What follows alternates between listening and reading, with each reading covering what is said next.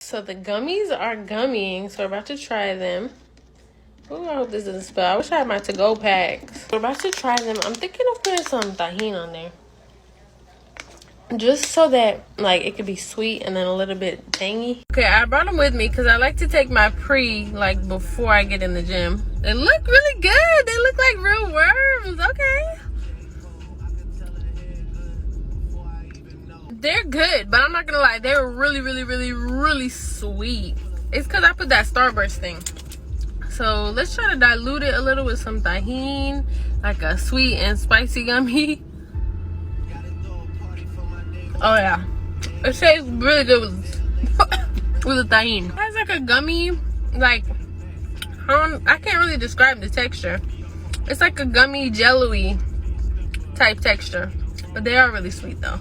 So you can experiment with different gelatin flavors, you know. Have fun with it. I like them though.